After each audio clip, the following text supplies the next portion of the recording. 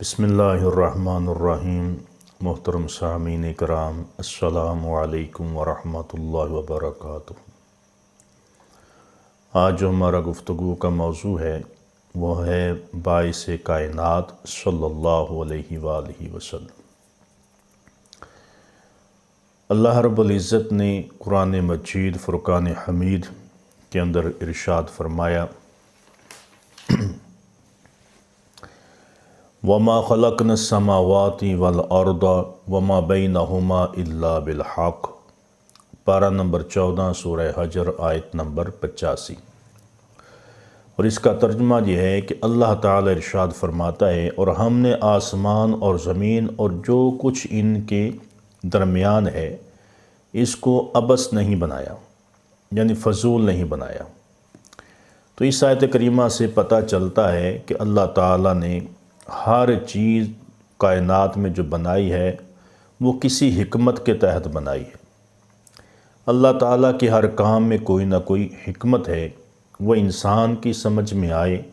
یا نہ آئے، لیکن اللہ رب العزت نے جو بھی بنایا ہے، جو بھی کیا ہے، ہر کام اس کا حکمت کے تحت ہے۔ اور اللہ تعالیٰ نے تمام چیزوں کو اپنے حبیب صلی اللہ علیہ وسلم کے باعث پیدا فرما کر اس کائنات کو رونق بخشی ہے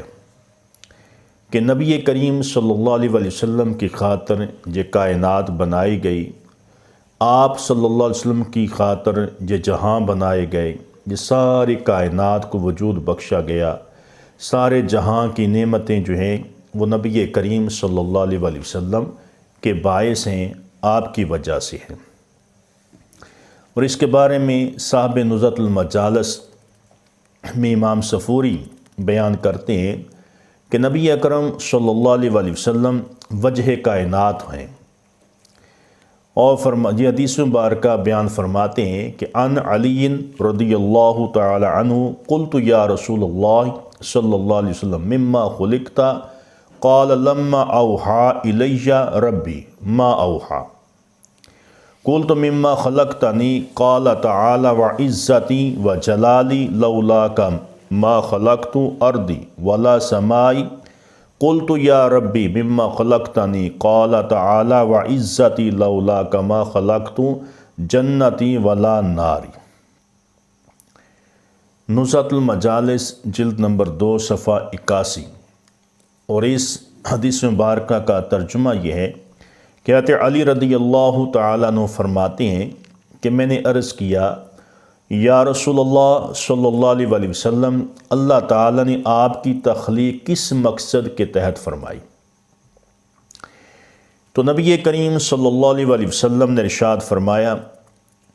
کہ جب مجھ پر وحی نازل ہوئی تو میں نے بھی اللہ تعالیٰ کی بارگاہ میں عرض کی کہ اے میرے پروردگار، تو نے میری تخلیق کا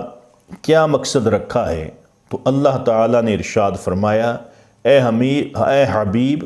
مجھے اپنی عزت و جلال کی قسم، اگر میں تجھے پیدا نہ فرماتا تو نہ میں زمین کو پیدا کرتا اور نہ ہی میں آسمانوں کو وجود بخشتا۔ میں نے عرض کیا، میرے پروردگار، تیری ذات نے مجھے کس مقصد کے تحت پیدا فرمایا؟ تو ارشاد باری تعالیٰ ہوا، اے میرے حبیب، مجھے اپنی عزت کی قسم، اگر تم نہ ہوتے تو میں اپنی جنت اور دوزخ کو بھی پیدا نہ کرتا۔ تو اس حدیث مبارکہ سے پتہ چلتا ہے کہ اللہ تعالیٰ نے یہ کائنات جو ہے نبی کریم صلی اللہ علیہ وسلم کی خاطر بنائی ہے۔ اس کائنات کی تمام جو نعمتیں ہیں وہ نبی کریم صلی اللہ علیہ وسلم کی خاطر جو ہیں وہ بنائی گئی ہیں، پیدا کی گئی ہیں۔ تو نبی کریم صلی اللہ علیہ وسلم باعث کائنات ہیں کہ آپ کی خاطر کائنات کو بنایا گیا ہے۔ اور نبی کریم صلی اللہ علیہ وسلم آپ اس کائنات کی جان ہیں، آپ اس کائنات کا باعث ہیں، وجہ ہیں، آپ کی خاطر یہ کائنات جو ہے بنائی گئی ہے۔ تو شیخ محقق شاہ عبدالحق محدث دہلوی رحمۃ اللہ تعالی علیہ مدارج النبوہ کے اندر ایک حدیث مبارکہ بیان کرتے ہیں جس میں اللہ تعالیٰ نے واضح طور پر ارشاد فرمایا ہے کہ اے محبوب صلی اللہ علیہ وسلم تو میرا حبیب ہے اور میں نے تیرے لیے اس جہاں کو پیدا کیا۔ اور حدیث مبارکہ کے الفاظ اس طرح ہیں، ان سلمان رضی اللہ تعالی عنہ قال حبت جبریل علیہ السلام علی النبی صلی اللہ علیہ وآلہ وسلم فقال ان ربک یقول ان کنت اتخذت ابراہیم خلیلا فقد اتخذتک حبیبا وما خلقت خلقا اکرم علی منک ولقد خلقت الدنیا واہلها لأعرفهم کرامتک ومنزلتک عندی ولولاک ما خلقت الدنیا۔ تو یہ حدیث مبارکہ جو ہے مطال المسرات جلد صفحہ 264 انوار محمدیہ من مواہب لدنیا، صفحہ 14 مدارج النبوہ جلد دوم صفحہ 3 اور 4، یہ مدارج النبوہ فارسی کی۔ اور اس کا ترجمہ یہ ہے کہ حضرت سلمان فارسی رضی اللہ تعالیٰ عنہ سے روایت ہے کہ حضرت جبریل علیہ السلام نبی اکرم صلی اللہ علیہ وسلم کی بارگاہ میں حاضر ہوئے اور عرض کیا، یا رسول اللہ صلی اللہ علیہ وسلم، بے شک آپ کا پروردگار ارشاد فرماتا ہے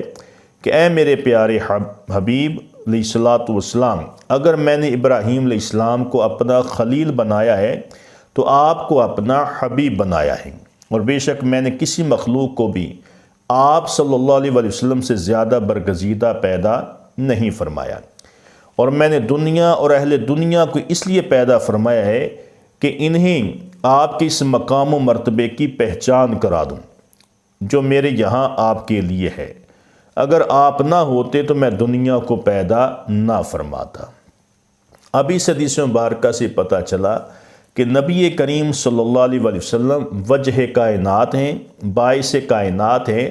آپ کی خاطر اللہ تعالیٰ نے اس کائنات کو بنایا ہے، تخلیق فرمایا ہے۔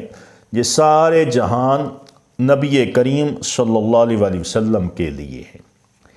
اور جیسے کہ اللہ رب العزت نے ارشاد فرمایا وما کنت بجانب الطور اذ نادیناہ، سورہ قصص آیت نمبر 401،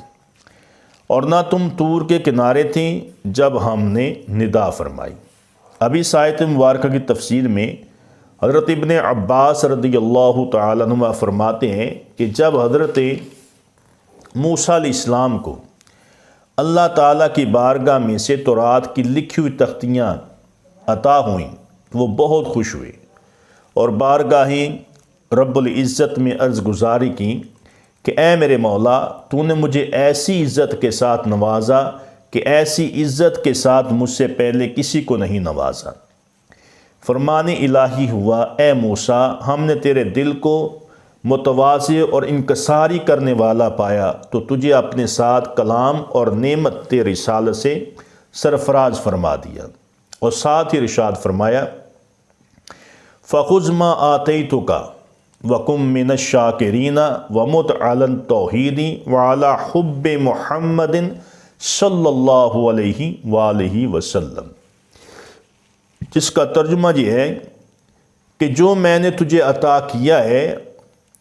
تو اس کو لو اور شکر گزار لوگوں میں شامل ہو جاؤ، اور جب تمہیں موت آئے تو میری توحید اور حضرت محمد صلی اللہ علیہ وسلم کی محبت پر آنی چاہیے۔ معارج النبوت فارسی جو صفحہ 11 پر یہ حدیث مبارکہ موجود ہے، تو حضرت موسیٰ علیہ السلام نے عرض کی، یا رب العالمین، یہ محمد صلی اللہ علیہ وسلم کون ہیں جن کی محبت جو ہے تیری توحید کے ساتھ لازم ہے؟ تو ارشاد ہوا کہ حضرت محمد صلی اللہ علیہ وسلم وہ ہیں جن کے نام میں سے میں نے زمین و آسمان کی پیدائش سے 2000 سال پہلے اپنے عرش پر لکھا تھا۔ یہ ایسی میری محبوب ذات ہے، ایسا میرا محبوب ہے کہ جب زمین و آسمان کو میں نے پیدا کیا، جا اس کائنات کو پیدا کیا، تو اس سے 2000 سال پہلے میں نے ان کا نام اپنے عرش کے اوپر لکھا تھا، لا الہ الا اللہ محمد الرسول اللہ صلی اللہ علیہ وآلہ وسلم۔ تو اگر تو میری بارگاہ کا قرب کا خواہش مند ہے تو اس ذات پر کثرت سے درود پڑھا کر۔ حضرت موسیٰ علیہ السلام نے عرض کی، یا اللہ مجھے حضرت محمد صلی اللہ علیہ وآلہ وسلم کا تعارف کروا دے کہ وہ کون ہیں جن کے وسیلے کے بغیر میں تیری بارگاہ کا قرب حاصل نہیں کر سکتا۔ تو اللہ تعالیٰ نے ارشاد فرمایا، سنو اے موسیٰ، لولا محمد و امتہ لما خلقت الجنت ولا النار ولا الشمس ولا القمر ولا اللیل ولا النہار ولا ملکا مقربا ولا نبیا مرسلا ولا عشاقا۔ تو معرج النبوت صفحہ 11، مطالع مسرات صفحہ 264۔ اور اس کا ترجمہ یہ ہے کہ اگر محمد صلی اللہ علیہ وآلہ وسلم اور ان کی امت نہ ہوتی تو میں نہ جنت کو پیدا کرتا، نہ دوزخ کو پیدا کرتا، نہ سورج کو پیدا فرماتا، اور نہ ہی چاند کو، نہ رات کو بناتا، نہ دن کو، نہ مقرر فرشتوں کی تخلیق کرتا، نہ ہی کسی نبی مرسل کی، اور نہ ہی اے موسیٰ تجھ کو پیدا کرتا اگر میں نے اپنے اس محبوب صلی اللہ علیہ وآلہ وسلم کو پیدا کرنا نہ ہوتا۔ تو پھر حضرت سیدنا موسیٰ علیہ السلام بارگاہ خداوندی میں عرض گزار ہوئے، اے مولا کریم تیری بارگاہ میں زیادہ محبوب کون ہے، میں یا کہ حضرت محمد صلی اللہ علیہ وآلہ وسلم؟ ارشاد ہوا، اے موسیٰ تو میرا کلیم ہے، اور حضرت محمد صلی اللہ علیہ وآلہ وسلم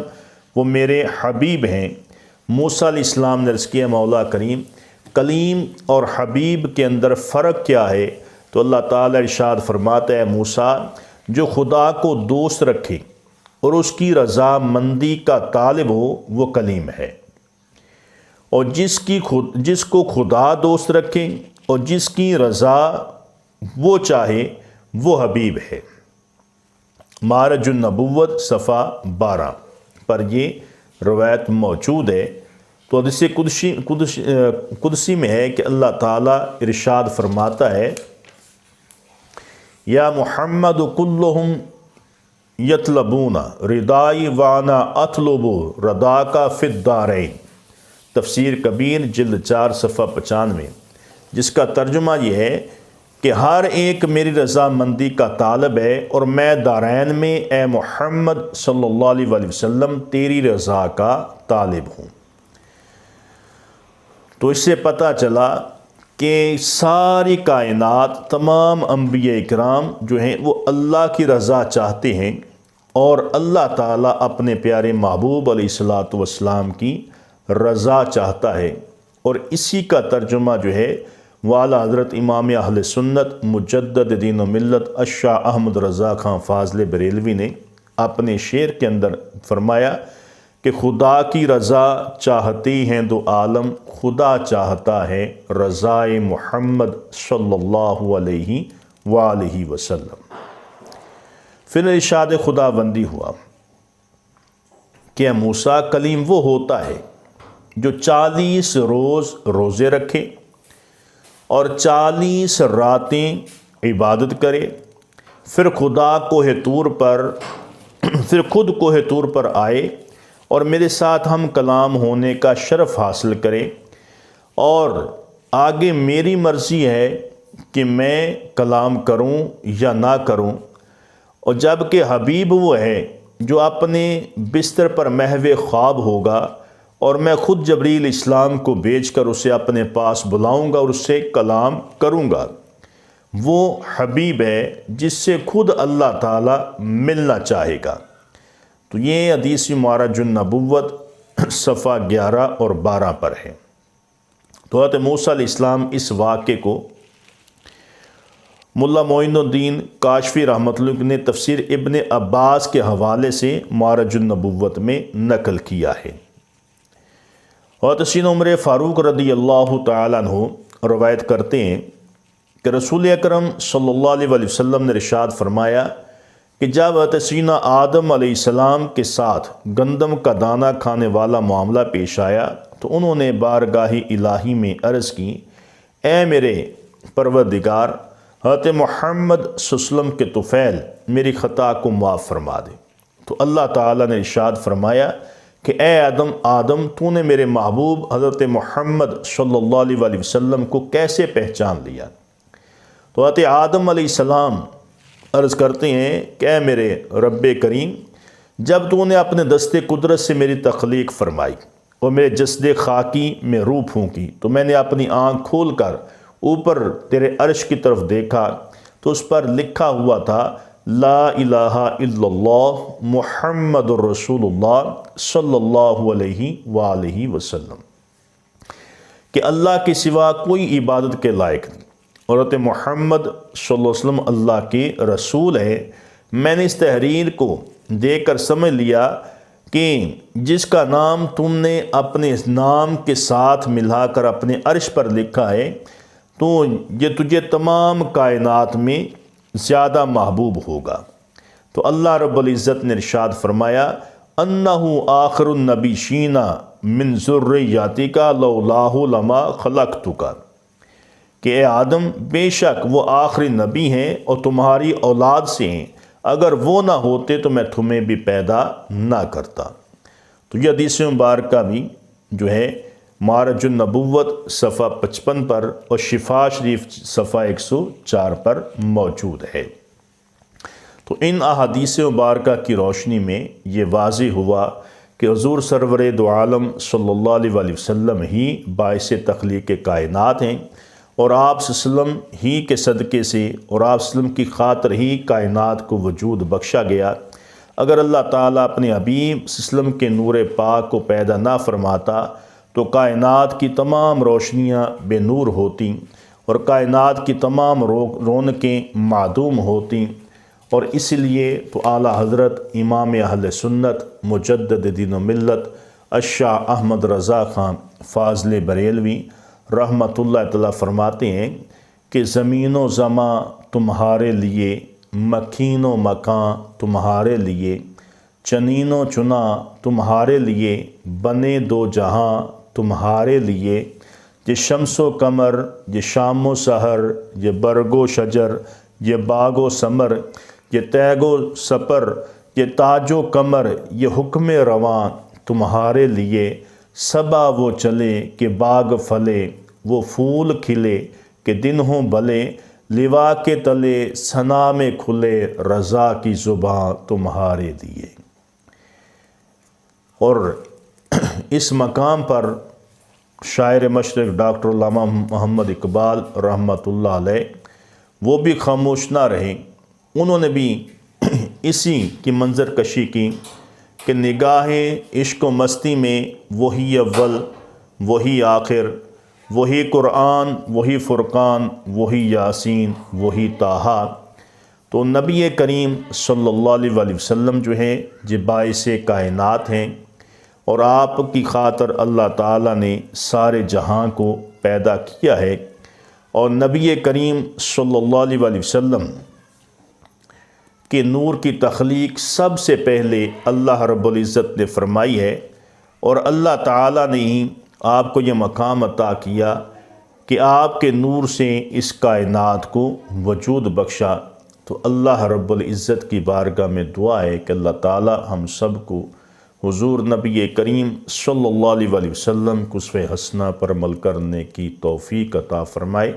وما علینا الا البلاغ المبین۔